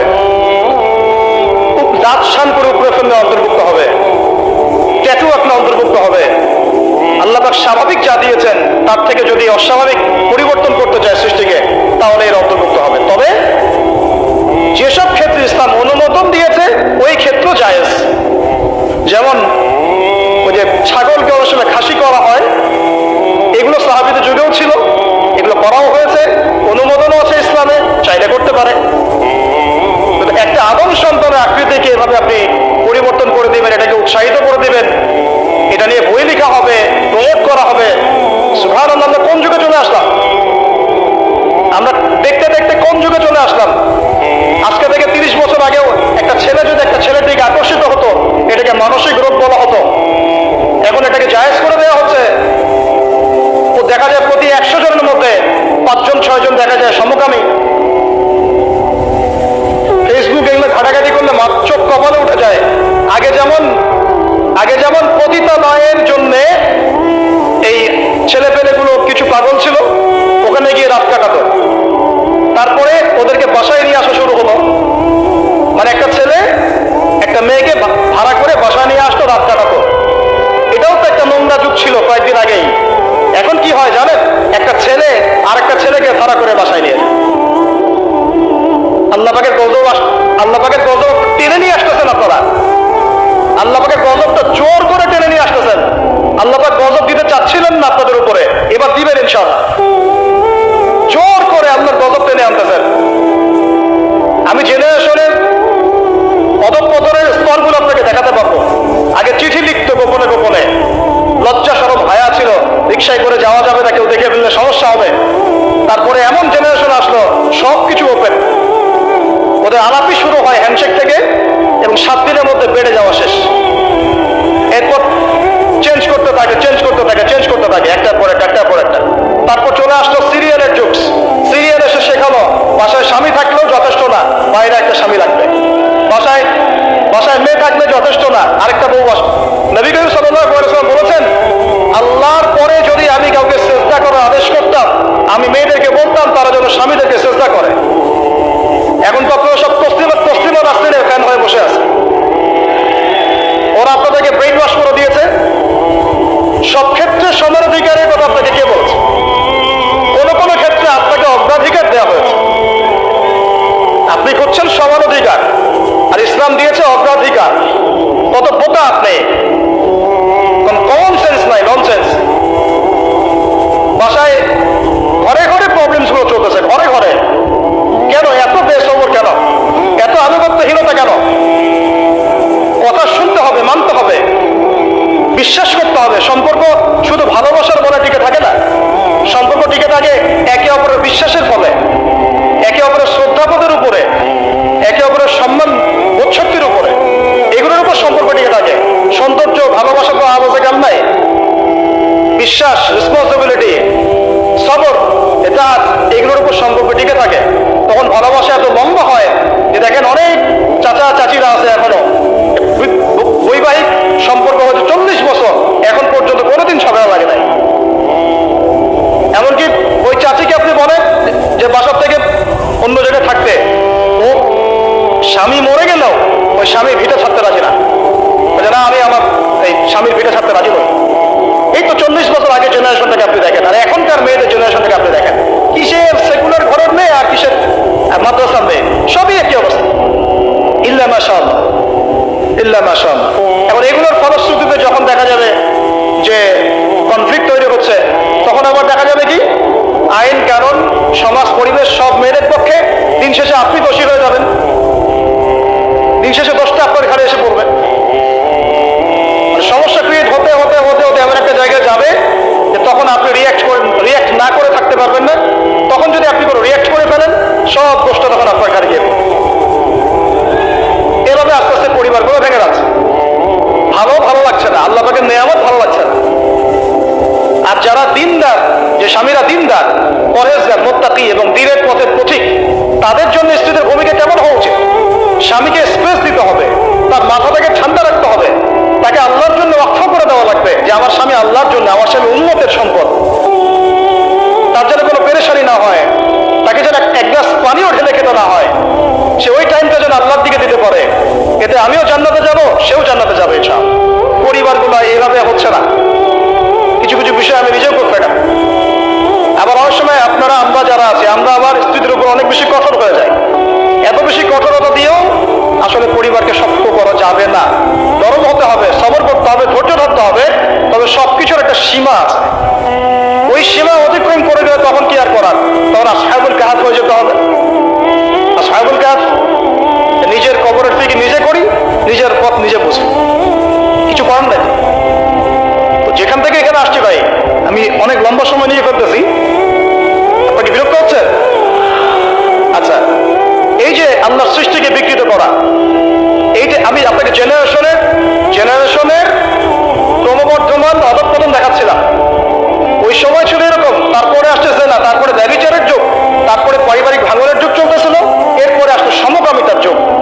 এবং সমকামিতা আস্তে আস্তে ওপেন হতে হতে নতুন শব্দ নিয়ে আসছেন ট্রান্সজেন্ডার। মানে এখন ভিতর থেকে নাকি সে ছেলে, বাইরে থেকে মেয়ে, বাইরে থেকে ছেলে, ভিতর থেকে মেয়ে। মানে বাইরে থেকে ছেলে, ভিতর থেকে মেয়ে, আবার ভিতর থেকে ছেলে, বাইরে থেকে মেয়ে। যদি এমনই হয়, তাহলে সমস্যাটা কি শারীরিক না মানসিক?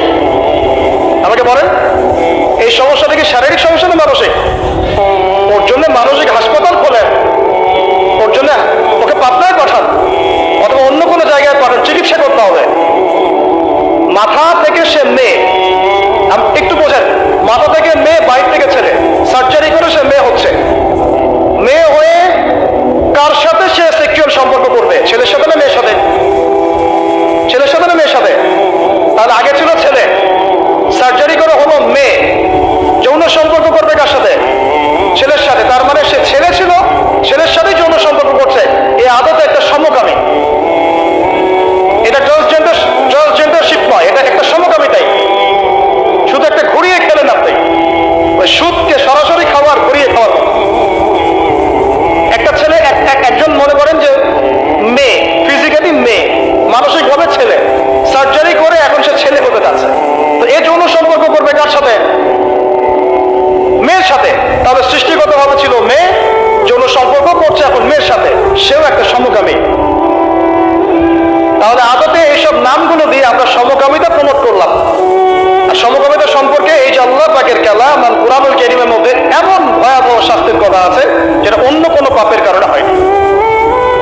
আল্লাহ পাক বলেছেন, হে লূত, তোমার কওম এমন পাপ করছে, এই পাপ এই মহাবিশ্বে কেউ কোনোদিন করে নাই। ওই যে প্রথম তাগুতের গোড়া পশ্চিমারা, এটা সুন্দর করে ভিডিও করে ইন্ডাস্ট্রি খুলে নায়ক নায়িকা ওদের রেডিমেড ভাড়া করা থাকে, পর্ন স্টার গুলো, এরা সমকামী। এই সমকামিতার ভিডিওগুলো সারা বিশ্বে ছড়িয়ে দিয়ে মানুষের মগজগুলো আস্তে আস্তে ওইদিকে নিয়ে গেল। কেউ জানতোই না যেগুলো বলে কিছু আছে। এটা ইন্ডাস্ট্রি, একটা ফিল্ম ইন্ডাস্ট্রির মধ্যে একটা ইন্ডাস্ট্রি।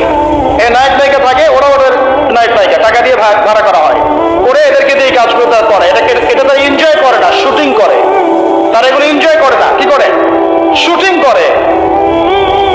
একটা দুইটা ক্লিপ, এগুলো একদিন দুই দিনে হয় না, এটা এক সপ্তাহ ধরে, 2 সপ্তাহ ধরে, 1 মাস ধরে শুটিং করতে হয়।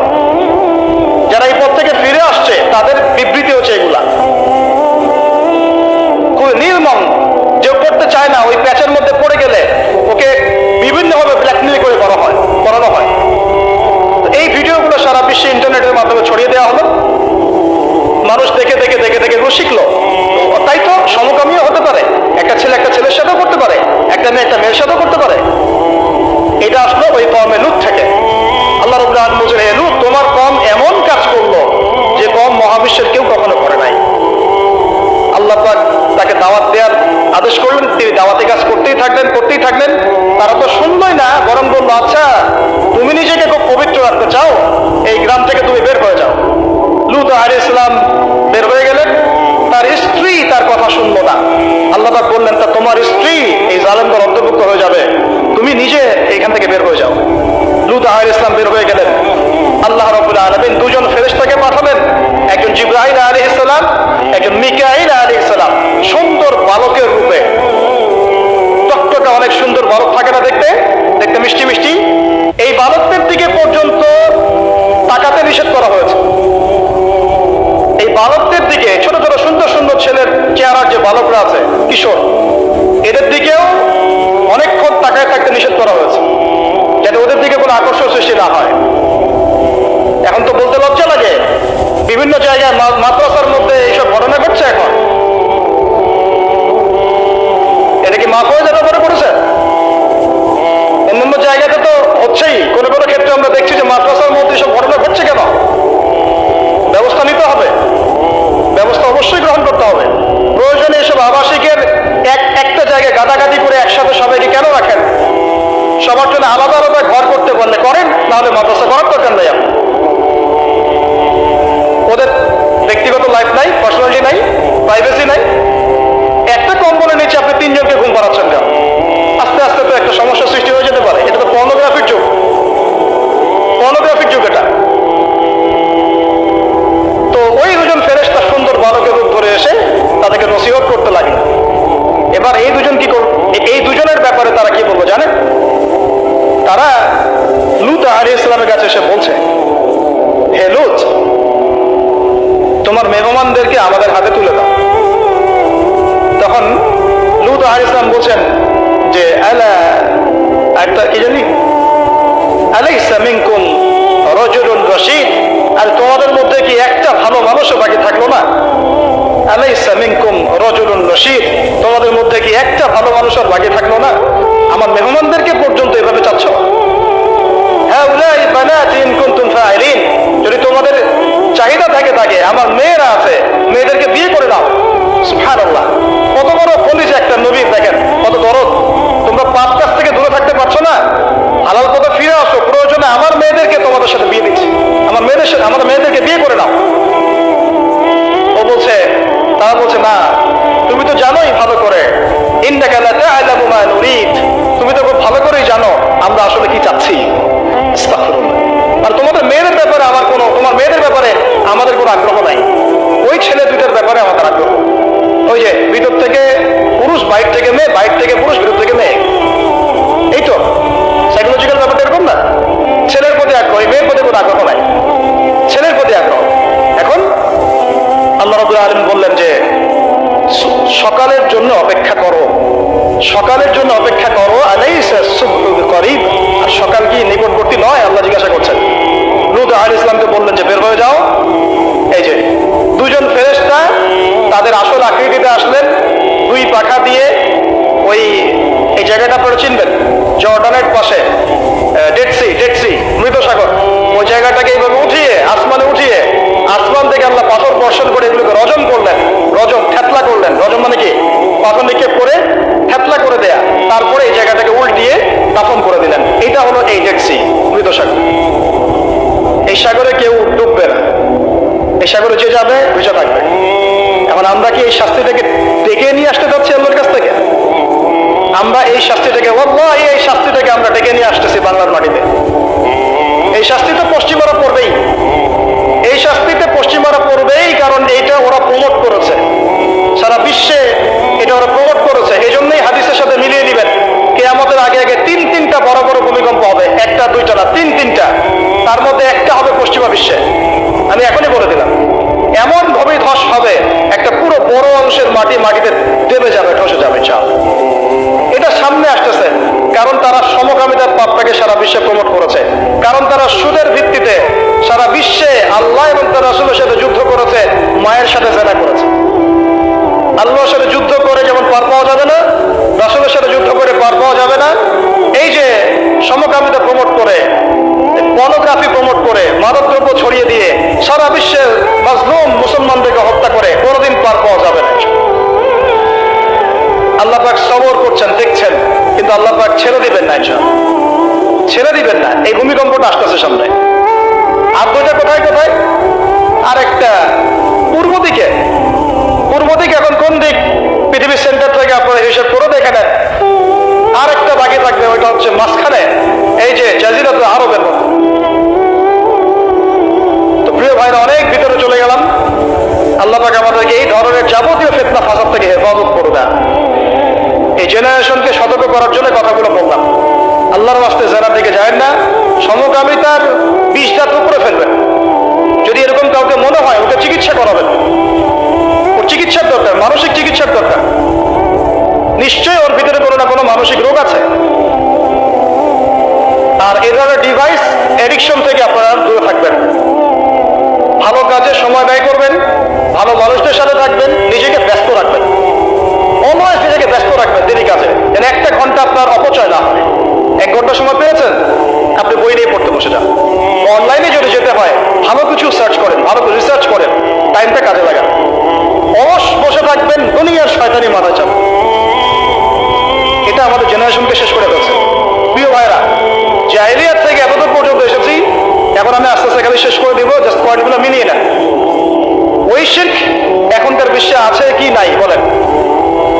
আমি একটা একটা করে বলছিলাম যে আপনার এডুকেশন, আপনার ইকোনমি, আপনার পলিটিক্স, ওয়ার্ল্ড অ্যাফেয়ার্স এবং সংস্কৃতি, এই প্রত্যেকটা সেক্টরেই সেই শিরক এখনো বিরাজমান আছে। এবং কোনো কোনো ক্ষেত্রে ধর্মের মধ্যেও সেই শিরকটা বিরাজমান আছে। অনেক মুসলমান কবর পূজা করে, অনেকে মাজার পূজা করে, অনেকে দেখা যায় যে তাকদীরকে অস্বীকার করে। অনেক মুসলমান আছে আল্লাহর হালালকে হারাম করে নিচ্ছেন, হারামকে হালাল করে নিচ্ছেন। টিয়া পাখি দিয়ে ভাগ্য পরীক্ষা করেন। আন্টি পড়েছেন একটা, মনে করেন যে এটার মধ্য দিয়ে আমার রোগ ভালো হয়ে যাবে। এই একটা বালা পড়েছেন, ভয় ভয় করলেন না কেন? খুললে পরে যদি আমার কোনো অকল্যাণ হয়। এটা শিরক, শিরক না এগুলা? এই যে টিয়া পাখি কিছু উদ্বোধন করতে যান, পায়রা উড়াই দিচ্ছেন, শুভ। ওর মধ্যে কিছু শুভ, ওটা কি শুভের লক্ষণ? আপনি জন্মদিন পালন করেন, করেন শুভ জন্মদিন, কে জানে ওই দিনটা আপনার জন্য শুভ না অশুভ? এরকম হাজার হাজার শিরক আছে। আমি বলতে গেলে অনেক সময় চলে যাবে। ওদিন বাদ দেন, প্রত্যেকটা ডিপার্টমেন্টের শিরক আছে। কিতাবুত তাওহীদ বইটা পড়ে নিয়ে, কোন কিতাব? কিতাবুত তাওহীদ। আর নসিহত যেটা করতে চাচ্ছিলাম, যে এই পুরো বিশ্বটা শিরকের উপর আছে, আইয়ামে জাহিলিয়াতের মতোই এই সেক্টরটা সবচেয়ে বড় শিরকের মধ্যে আছে। কোন সেক্টরটা? এই যে এখন যেটা বলছি। আল্লাহ পাক আদম আলাইহিস সালামকে কি বলেছিলেন ভাই? ভুলে গেছেন? খলিফা। কি বলেছিলেন? খলিফা। আদম আলাইহিস সালাম এভাবে জান্নাতে থাকতে লাগলেন, শয়তান ডিসিভ করলো, এই যে নেমে আসলাম পৃথিবীতে। ঠিক আছে? পৃথিবীতে নেমে আসার পরে আদম আলাইহিস সালাম কি আল্লাহ পাকের বিধান ছাড়া অন্য কোনো বিধান ফলো করেছিলেন? কথাটা বুঝেন। আদম আলাইহিস সালামকে আল্লাহ কি বলেছেন বলেন? খলিফা। কি শব্দ? খলিফা। তিনি এখন পৃথিবীতে আসলেন কিভাবে? ওই যে জান্নাতে রাখলেন, ফল ভক্ষণ করে ফেললেন, ইবলিস সিজদা করলো না, এই বউ চ্যালেঞ্জ করলো, আস্তে আস্তে ফল খেয়ে ফেললেন একদিন, ব্যাস আল্লাহ পাক আর জান্নাতে রাখলেন না, যাও পৃথিবীতে চলে যাও। তওবা করলেন, রব্বানা যালামনা আনফুসানা ওয়া ইল্লাম তাগফির লানা ওয়া তারহামনা লানাকুনান্না মিনাল খাসিরিন। আল্লাহ মাফ করে দিলেন, কিন্তু জান্নাতে থাকা হলো না। এবার পৃথিবীতে থাকো। পৃথিবীতে তিনি থাকা অবস্থায় কি আল্লাহর সাথে শিরক করেছিলেন? আল্লাহর বিধান বাদ দিয়ে অন্য কোনো বিধান মেনেছিলেন? আল্লাহর বিধান বাদ দিয়ে অন্য কোনো বিধান দিয়ে তিনি কি তার পরিবার সমাজ পরিচালনা করেছিলেন? তাহলে আল্লাহর খলিফার কাজ কি? আল্লাহর বিধান দিয়ে নিজেকে, নিজের পরিবারকে, নিজের সমাজকে, নিজের আওতাভুক্ত যারা তাদেরকে পরিচালিত করা। আমি কি বুঝাতে পারছি? আল্লাহর খলিফার কাজ কি? আমার সাথে বলেন। আল্লাহর বিধান দিয়ে নিজে চলা, নিজের পরিবারকে চালানো, নিজের সমাজকে চালানো। এটা কার কাজ? আল্লাহর খলিফার কাজ। যদি আমি এখন নিজেও শয়তানের বিধান দিয়ে চলি, নিজের পরিবারকেও শয়তানের বিধান দিয়ে চালাই, নিজের সমাজটাকেও শয়তানের বিধান দিয়ে চালাই, আমি কি আল্লাহর খলিফা থাকবো না শয়তানের খলিফা হবো? যাচ্ছে কথা? আচ্ছা, এবার আল্লাহ পাক আরো একজন নবীকে খলিফা বলেছেন। বলেন কোন নবীকে? হ্যাঁ বলেন। আরো একজন নবীকে আল্লাহ পাক খলিফা বলেছেন, তার নাম দাউদ আলাইহিস সালাম। কি নাম?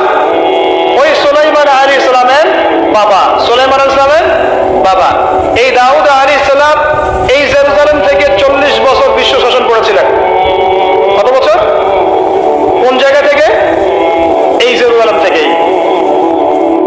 তার পরবর্তীতে তার সন্তান সুলাইমান আলাইহিস সালাম তিনিও 40 বছর বিশ্ব শাসন করেছেন এই জেরুজালেম থেকে। অচিরেই এই ইহুদিদেরকে নিয়ে আবারও 40 দিন বিশ্ব শাসন করবে মাসিহুদ দাজ্জাল। এটা লিখিত হয়ে গেছে এবং সে এত বেশি শক্তিপ্রাপ্ত হবে যেটা অতীতে কাউকে দেয়া হয়। মানে ওই সুলাইমান আলাইহিস সালামের সময়ে যেভাবে এই জিউসরা, বনু ইসরাইল এই পুরো বিশ্ব শাসন করেছিল, মাসিহুদ দাজ্জালকে নিয়ে ইহুদিরা বিশ্ব শাসন করবে। বনু ইসরাইল নয়, ইহুদিরা। বনু ইসরাইল ইহুদি এক নয়। বনু ইসরাইল ইহুদি এক নয়। বনু ইসরাইলরা তখন হকের উপর ছিল, ইহুদিরা হকের উপর নাই। কারণ তারা দুইটা চান্স মিস করেছে। এক, তারা তাদের সত্যিকারের মাসিহকে চিনতে ব্যর্থ হয়েছে এবং তাকে হত্যার চেষ্টা করেছিল। সত্যিকারের মাসিহের নাম ঈসা আলাইহিস সালাম। তাকে তারা জারদ সন্তান বলে গালি দিয়েছিল, নাউজুবিল্লাহ। তার মাকে ব্যভিচারিণী বলে গালি দিয়েছিল, নাউজুবিল্লাহ। তাকে হত্যার চেষ্টা করেছিল, নাউজুবিল্লাহ। আল্লাহ পাক তাকে উঠিয়ে নিয়েছেন, তিনি মারা যান নাই। ওয়া মা কাতালুহু ওয়া মা সালাবুহু। তারা তাকে হত্যাও করে নাই, ক্রুশবিদ্ধ করে নাই, বল রাফাআহুল্লাহু ইলাইহি, বরং আল্লাহ পাক তাকে উঠিয়ে নিয়েছেন তার কাছে। ঠিক আছে? তারা আরো অনেক নবীকে হত্যা করেছে, সূরা ইয়াসিন পড়লে বুঝতে পারবেন। আরো জাকারিয়া আলাইহিস সালামকে তারা হত্যা করেছে, ইয়াহইয়া আলাইহিস সালামকে হত্যা করেছে। এমনকি আমাদের নবী মুহাম্মদ সাল্লাল্লাহু আলাইহি ওয়াসাল্লামকেও তারা একাধিকবার হত্যার চেষ্টা করেছে। ঠিক আছে? এই একটা চান্স চলে গেল, তারা বনু ইসরাইল থাকতে পারলো না। 2 নম্বর চান্স ছিল তাদের নবী মুহাম্মদ সাল্লাল্লাহু আলাইহি ওয়াসাল্লামের আনুগত্য করা। আল্লাহ পাক আল্লাহর নবীকে তাদের দরজা পর্যন্ত পৌঁছে দিলেন। তাদের কিবলায় 16 মাস নামাজ পড়লাম, করি নাই? তারপরেও তারা হিংসার বশবর্তী হয়ে এবং চিরায়ত তাদের চরিত্রের বশবর্তী হয়ে তারা মুহাম্মদ সাল্লাল্লাহু আলাইহি ওয়াসাল্লামকে অস্বীকার করে। তাদের দুইটা চান্স বন্ধ হয়ে গেল। এরপর থেকে তারা অভিশপ্ত হলো, অভিশপ্ত। আল্লাহ পাক ওদেরকে এখন এমন একটা আযাব দিবেন, এই মাসিহুদ দাজ্জালকেই তারা সত্য মাসিহ মনে করে বসে আছে। এই মিথ্যা মাসিহকেই তারা সত্য মাসিহ মনে করে বসে আছে এবং সেই প্ল্যাটফর্ম তারা রেডি করছে। এবং এই মিথ্যা মাসিহ দাজ্জাল এদেরকে নিয়েই 40 দিন বিশ্ব শাসন করবে। যার প্রথম দিনটা হবে 1 বছরের সমান, সেকেন্ড ডে হবে 1 মাসের সমান, তৃতীয় দিনটা হবে 1 সপ্তাহের সমান, বাকি দিনগুলো হবে আমাদের দিনের মতো। কিভাবে হবে আল্লাহু আ'লাম, আমরা জানি না। আল্লাহ পাক যা গোপন করেছেন আমরাও তা গোপন রাখি, তবে কিছু একটা তো হবে। এখন একটু ধৈর্য ধরেন, আমি শেষ করে দিচ্ছি। এখন ওই জেরুজালেম থেকেই আবার দাজ্জালকে হত্যা করে ওই ঈসা আলাইহিস সালাম আরো 40 বছর খেলাফত কায়েম করবে ইনশাআল্লাহ। কত বছর? 40 বছর। তার আগ পর্যন্ত কিয়ামত হবে না ইনশাআল্লাহ। যে পয়েন্ট থেকে ওইখানে গিয়েছি, দাউদ আলাইহিস সালাম আল্লাহ পাকের খলিফা ছিলেন। শুধু এতটুকু বোঝাচ্ছি আপনাদেরকে একজন খলিফার কাজ কি, এটা বলে আমরা কনক্লুশনে চলে যাব। ঠিক আছে? খলিফার কাজ আল্লাহ পাক বলেছেন সূরা সাদে। কোন সূরায়? আল্লাহ পাক বলছেন, ইয়া দাউদ, দরদ মাথা কণ্ঠে বলছেন, হে দাউদ শোনো, ইন্না জাআলনাকা খলিফাতান ফিল আরদ। আল্লাহর ওয়াস্তে যত পলিটিশিয়ান আছেন উপস্থিত এখানে, যে যেখানে দায়িত্বশীল আছেন, সবাই এই আয়াত দুটো মুখস্থ রাখবেন। মানেন না মানেন, মানতে পারেন না পারেন, এটা আপনার হিসাব, আপনার কবর, আপনার হাসর, আপনার জান্নাত, আপনার জাহান্নাম। আমাদের সাথে কোনো সম্পর্ক নাই, জাস্ট শুনে যান। খলিফার কাজ কি? আল্লাহ পাক বলেন, হে দাউদ, ইন্না জাআলনাকা খলিফাতান ফিল আরদ, আমি তোমাকে জমিনে আমার খলিফা করেছি। একটু আগে বলেছি তিনি জেরুজালেম থেকে বিশ্ব শাসন করেছেন, শুধু একটা অঞ্চল নয়। As a ruler, as a political leader, as a নবী, তিনি পুরো বিশ্ব শাসন করেছেন। কত বছর?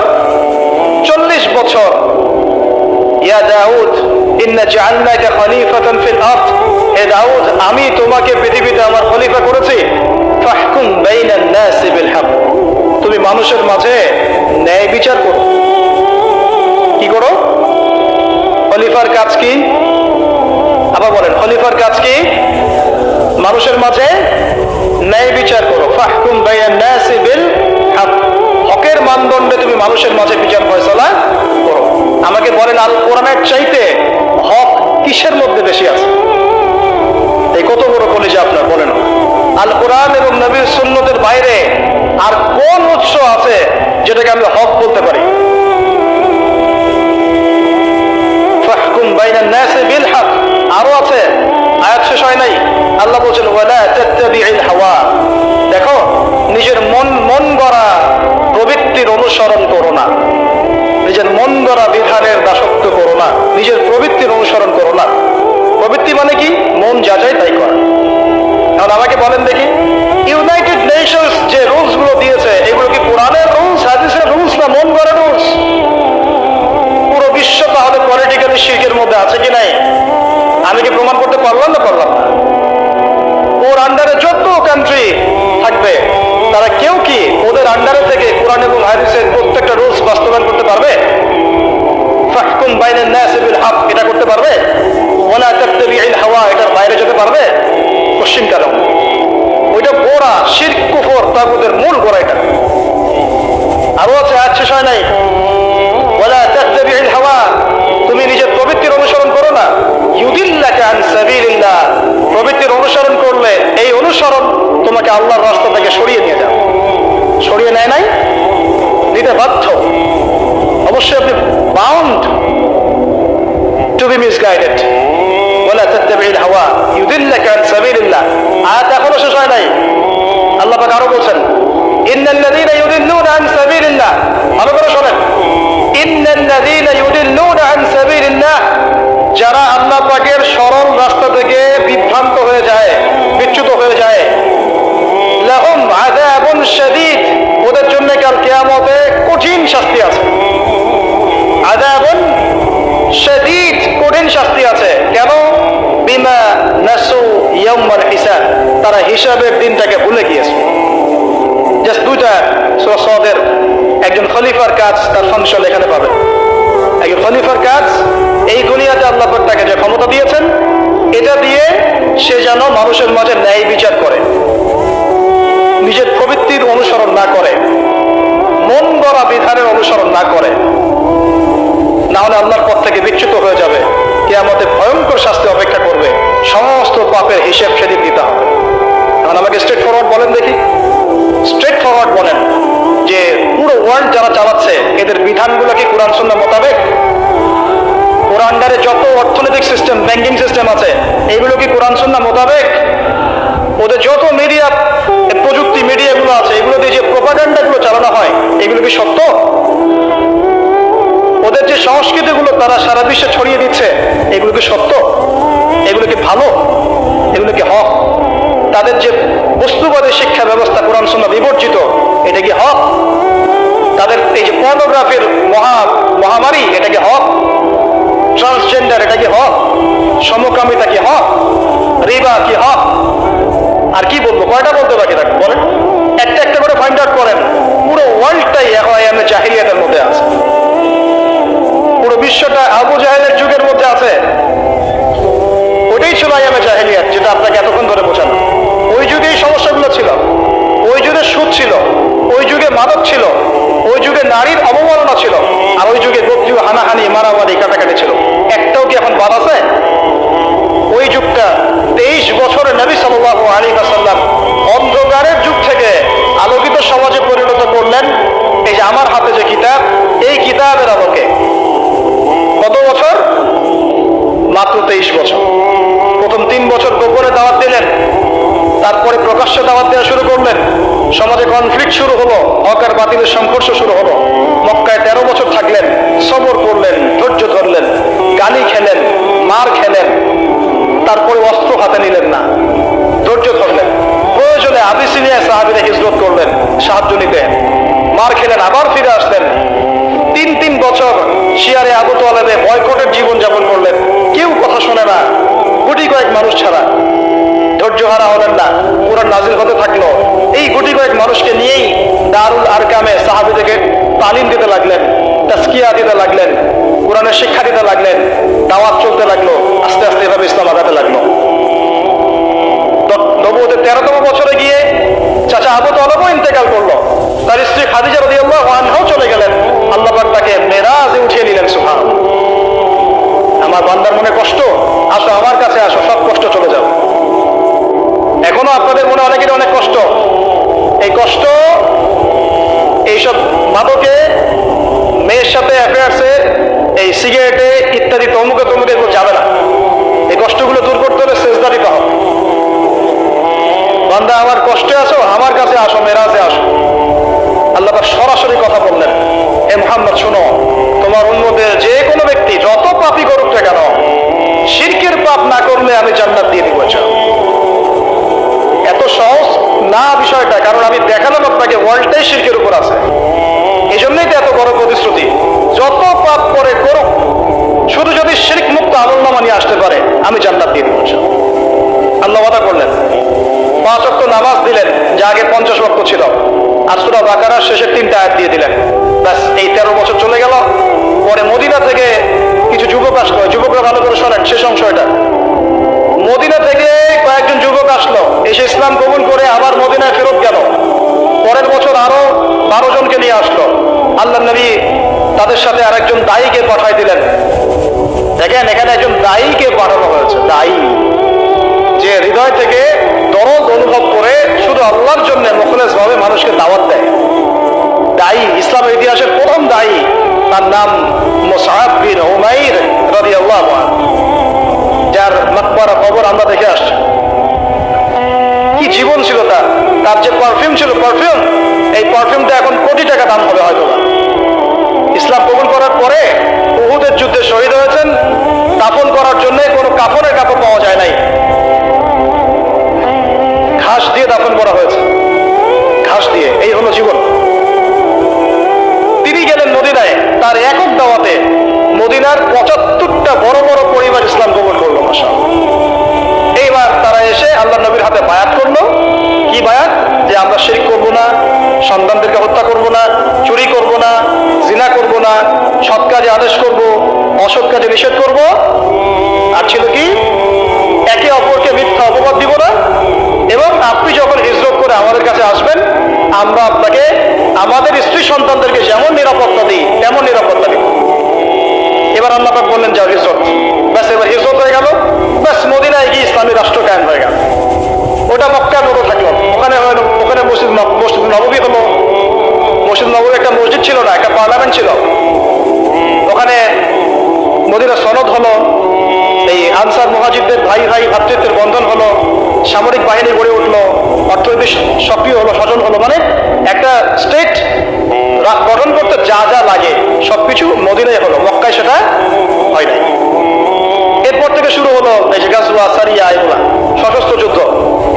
বদর, তারপরে উহুদ, তারপরে খান্দক, তারপরে যে হুদাইবিয়া, তারপরে খাইবার, মুতা, এইভাবে চলতে থাকলো। মাত্র 8 বছর। কত বছর? মাত্র 8 বছরে পুরো প্রেক্ষাপটটাই পরিবর্তন হয়ে গেল। ইসলাম যে কোটি কয়েক মানুষ দিয়ে শুরু হয়েছিল, এখন আর এই অবস্থা থাকলো না। হাজার হাজার হাজার হাজার মানুষের মধ্যে ইসলাম পৌঁছে গেল। বহু অঞ্চল বিজিত হলো। সাহাবীদের মানে ব্যক্তিগত অবস্থা, সামাজিক অবস্থা, অর্থনৈতিক অবস্থা সব উন্নত হলো, এবং ইসলাম একটা বিশ্ব শক্তি রূপে আত্মপ্রকাশ করলো। সুবহানাল্লাহ। ব্যাস, তারপরে মক্কা বিজয় হলো, পুরো আরবটা আমাদের দখলে চলে আসলো। এইটুক জায়গায় সীমাবদ্ধ থাকে না ইসলাম। এরপরে আবু বকর সিদ্দিক ছিলেন আরো 2.5 বছর, তারপর ওমর ইবনে খাত্তাবের 10 বছর, ইসলাম আরো ছড়াতে লাগলো। তারপর উসমান রাদিয়াল্লাহু আনহু প্রায় 12 বছর, আরো ছড়াতে লাগলো। একদম এদিকে মরক্কো থেকে নিয়ে পুরো চায়না পর্যন্ত, আন্দালুসিয়া থেকে নিয়ে একদম এই যে আফগান পর্যন্ত, ভারতের সিন্ধু পর্যন্ত পুরো জায়গাটাই মুসলমানদের করতলগত হয়ে গেল। কোন জেনারেশন আমরা! কাদেরকে এইসব বুঝাচ্ছি, কাদেরকে শিখাচ্ছি, কাদেরকে জানাচ্ছি? যারা এই ইতিহাসটাও অনেকেই জানেন, এই হিস্ট্রিটা আমাদের ছিল। এভাবে চলতে চলতে উমাইয়ারা আসলো, তারপরে প্রায় 100 বছর, এক্স্যাক্টলি 97 ইয়ার্স। আব্বাসীয়রা আসলো 550 বছর। আন্দালুসিয়াতে ছিল খেলাফা, তারপরে এই টার্কিশরা এসেছে, অটোমানরা, তার আগে ফাতিমিরা এসেছে, সেলজুকরা এসেছে, এই আইয়ুবিরা এসেছে, তারপরে জিঙ্গিরা এসেছে, মুঘলরা এসেছে, আফগানরা এসেছে। এভাবে ইসলামের ঝান্ডা সবাই বহন করে করে বিশ্বে ইসলাম প্রতিষ্ঠা করেছে। আমরা কি উড়ে এসে জুড়ে বসছি নাকি? এখনকার নতজন মনোভাব কেন? এখন প্রত্যেকটা মুসলমানের সাইকোলজিক্যালি নতজন মনোভাব, মনে হয় যে আমরা এটিম, কেউ নাই। এই অবস্থা থেকে ইসলামে যেটা আসছে 1914 সাল পর্যন্ত। 1914 ফার্স্ট ওয়ার্ল্ড ওয়ারে এই জেরুজালেম যখন দখল হয়ে গেল ব্রিটেনের হাতে, বাস তখন থেকে ইহুদিরা এটা করতে শুরু করলো। দুইটা আস্তে আস্তে আস্তে 1914 থেকে এখন কত বছর? অলমোস্ট 100 বছর। এই লাস্ট 100 বছরটা হচ্ছে আমাদের অধঃপতনের সময়। লাস্ট 100 বছর, এই লাস্ট 100 বছরে আমরা ওই ল্যান্ডগুলো হারাই ফেলছি, ওই খিলাফাও চলে গেছে, আর খলিফা ফাংশন তো জানার কথাই না। যেহেতু খিলাফাই নাই, খলিফা দিয়ে কি হবে, তাই না? খিলাফাই যেহেতু নাই, তাহলে খলিফা দিয়ে আর কি হবে? ওটা শেষ। রাষ্ট্রে রাষ্ট্রে ভাগ হয়ে গেলাম, শত শত, প্রত্যেকটা রাষ্ট্রের ভিতরে আবার ওই পশ্চিমা তন্ত্রমন্ত্র ঢুকে গেল। এখন সবাই ভাইয়ে ভাইয়ে লড়াই করছি, টাকায় টাকায় মজা নিচ্ছি। তারপর ধর্মের মধ্যে অনেক শিখ ঢুকে গেল, বেদাত ঢুকে গেল, ফেরকাবাজি ঢুকে গেল। একদম দলে দলে ভাগ হতে হতে হতে হতে শক্তি কমে গেল, হাওয়া বেরিয়ে যাবে। আল্লাহ সূরা আনফালে বলেছেন, ঐক্যবদ্ধ থাকো, না হলে তোমাদের হাওয়া বেরিয়ে যাবে। ওই হাওয়া এখন বেরিয়ে গেছে। এখন পর্যন্ত এই অবস্থাতেও বসে বসে এই বিষয়গুলো চিন্তা করা বাদ দিয়ে কে কার গীবত করতে পারে, কে কার সমালোচনা করতে পারে, কে কাকে ধুয়ে রেখে দিবে, কে কোন ইস্যু নিয়ে নিজেকে ভাইরাল করতে পারে, কে মানুষকে ছোট করে নিজে বড় হতে পারে, কে কার গলায় ছুরি চালাবে, এইগুলোই চলতেছে। আপনারা ছবি তুলতে আসছেন প্রথমে, এই ফ্যান্টাসি চলতেছে, এইগুলোই চলতেছে। আমার কথা ভাই খোলামেলা স্পষ্ট, ভালো না লাগলে আল্লাহর রাস্তায় আমাকে গালি দিয়েন না, কিন্তু মূল কথা এগুলোই হচ্ছে। ফ্যান্টাসি দিয়ে কিচ্ছু হবে না। আপনাদের ভালোবাসাকে আমি শ্রদ্ধা করি, ভালোবাসাকে সম্মান জানাই। যতক্ষণ পর্যন্ত কথাগুলো বুকে ধারণ না করবেন, সেভাবে নিজের জীবন না করবেন, আবু তো আপনার আপনার ইসলামের জন্য কিছুই করতে পারবে না। প্রত্যেকটা ঘরে ঘরে একজন করে আইয়ুবী তৈরি করতে হবে, প্রত্যেক ঘরে ঘরে একটা করে ওমর দরকার, ঘরে ঘরে হামজা দরকার, ঘরে ঘরে খালিদ দরকার, ঘরে ঘরে আবু বকর সিদ্দিকের মতো মানুষ দরকার। ওই রকম তো হতে পারবো না। মিসাল দিচ্ছি, দৃষ্টান্ত দিচ্ছি। প্রত্যেকটা ঘরে কি একটা করে আলেম আছে? প্রত্যেকটা ঘরে কি একটা করে হাফেজ আছে? হ্যাঁ, প্রত্যেক ঘরে একটা করে বেনামাজি অবশ্যই আছে। এই জেনারেশন কি আপনি ইসলাম ব্যয় করতে যাচ্ছেন? এভাবে না। আল্লাহ রাব্বুল আলামিন আমাদের সবাইকে কথাগুলো বোঝার তৌফিক দান করেন। ওই অবস্থা থেকে আমরা আজকে এই অবস্থায় আসছি। নৈতিকতার অধঃপতন হয়েছে, ধর্মীয় জ্ঞান অর্জনে আমরা অগ্রগামী হচ্ছি না, সুদ খাচ্ছি, মাদক দ্রব্যের সাথে সম্পৃক্ত হয়ে আছি, অনেকে ঘুষ খাচ্ছি, দুর্নীতি করছি, মনে করছি যে একটা হজ করে নেবো, ব্যাস সব শেষ হয়ে যাবে। আল্লাহ এমনটা নয়। আল্লাহ তো গফুর রহিম বটে, আল্লাহ পাক সব গুনাহ মাফ করে দিতে পারেন বটে, তবে একই সাথে আল্লাহ পাক শাদীদুল ইকাব বটে, আল্লাহ পাক কঠিন শাস্তি দাতাও বটে। এই আশা এবং ভয় এর মাঝখানে আমাদেরকে থাকতে হবে। আল্লাহ রাব্বুল আলামিন আমাদের সবাইকে পুরো বিশ্বটাকে বোঝার তৌফিক দান, এই ফ্যান্টাসি বাদ দিয়ে মূল জায়গাগুলো বোঝার তৌফিক দান। আল্লাহ পাক আমাদের সবাইকে দ্বীনি ইলম অর্জন করার তৌফিক দান করেন। প্রত্যেক ঘরে ঘরে একজন করে আলেম তৈরি করার তৌফিক দান, প্রত্যেক ঘরে ঘরে একজন করে হাফেজ তৈরি করার তৌফিক দান।